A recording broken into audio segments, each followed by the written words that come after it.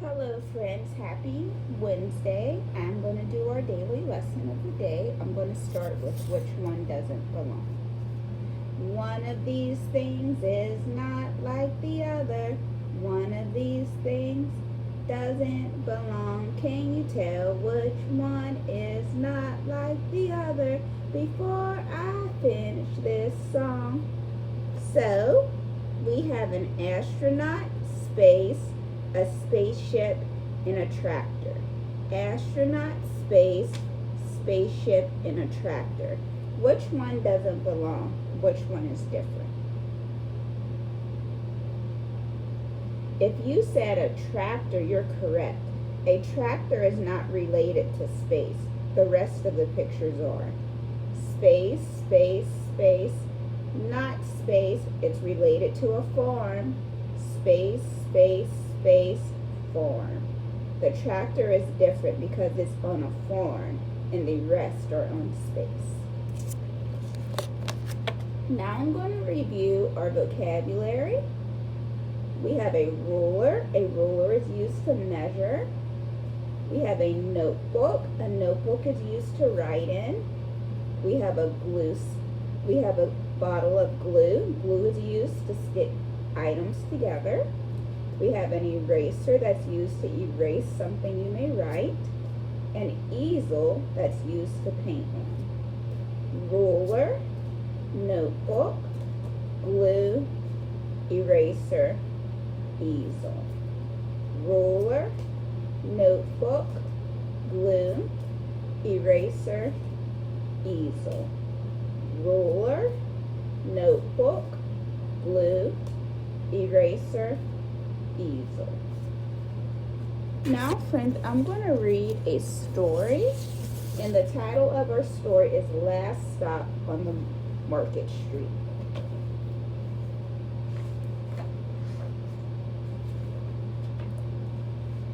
CJ pushed through the church doors, skipped down the steps. The outside air smelled like freedom, but it also smelled like rain, which freckled CJ's shirt and dripped down his nose.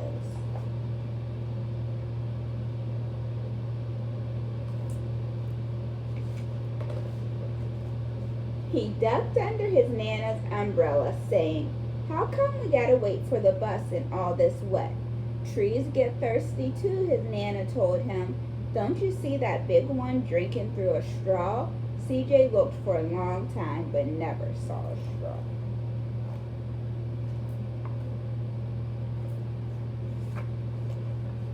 From the bus stop, he watched water pool on flower petals, watched rain patter against the windshield of a nearby car.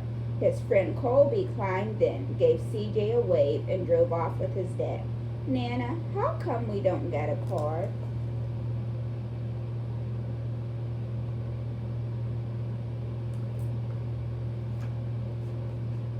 The bus creaked to a stop in front of them. It sighed and sagged, and the door swung open.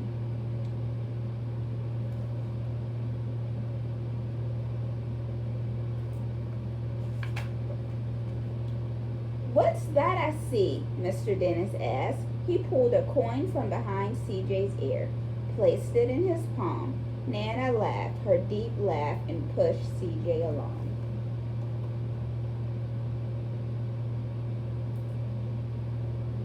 They sat right up front. The man across the way was tuning a guitar. An old woman with curlers had butterflies in a jar. Nana gave CJ a great big smile and a good afternoon. She made sure CJ did the same.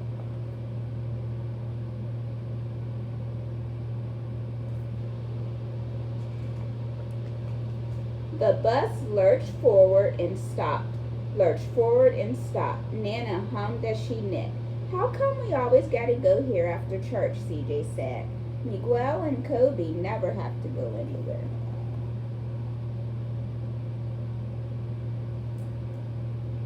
"I feel sorry for those boys," she told him. "They'll never get a chance to meet Bobo or the sunglass man. And I hear Trixie got herself a brand new hat." CJ stared out the window, feeling sorry for himself. He watched cars zip by on either side. watched a group of boys hop curves on bikes.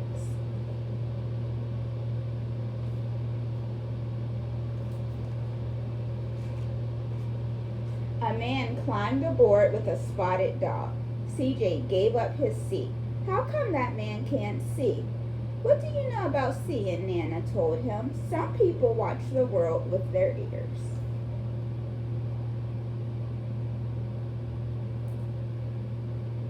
That's a fact. Their noses too, the man said, sniffing at the air.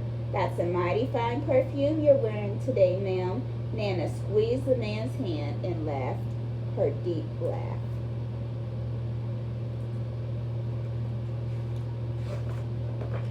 Two older boys got on next. CJ watched as they moved on by and stood in back. Sure wish I had one of those, he said.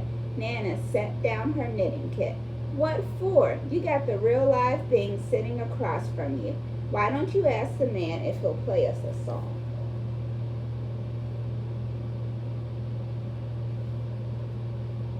CJ didn't have to. The guitar player was already plucking strings and beginning to sing.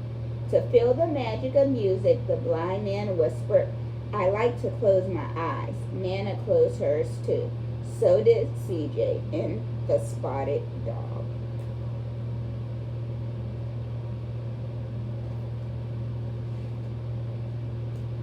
And in the darkness, the rhythm lifted CJ out of the bus, out of the busy city.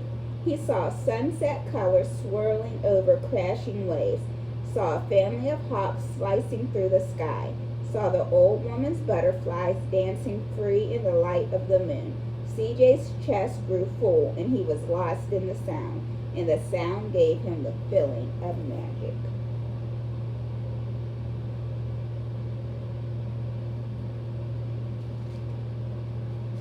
The song ended and CJ opened his eyes.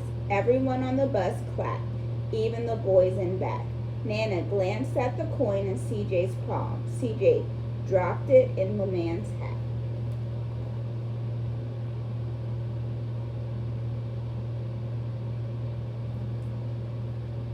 Last stop on Market Street, Mr. Dennis called.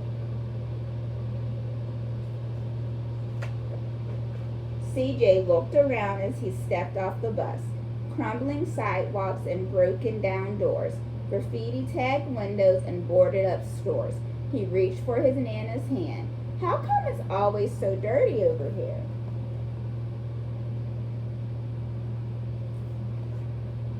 She smiled and pointed to the sky. Sometimes when you're surrounded by dirt, CJ, you're a better witness for what's beautiful.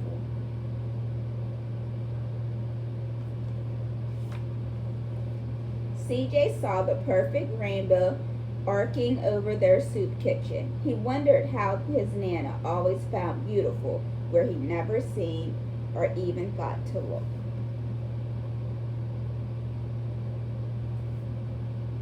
He looked all around them again at the bus rounding the corner out of sight, and the broken street lamps still lit up bright, and the stray cat shadows moving across the wall.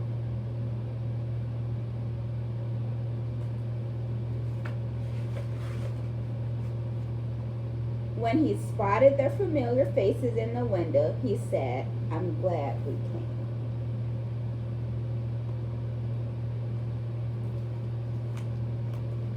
He thought his Nana might laugh her deep laugh, but she didn't.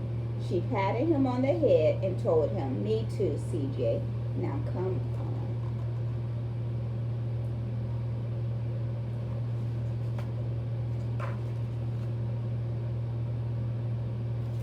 And that is the end of the story, Last Stop on Market Street. So CJ and his grandma went to help others once they left church. Remember, it's always important to be kind and to lend a helping hand to others. And also, CJ's grandma always saw the beauty in what was around her. So remember that no matter where you're at or what you're going through, there's always something beautiful going on around you. Have a good day, friends. I'll see you tomorrow.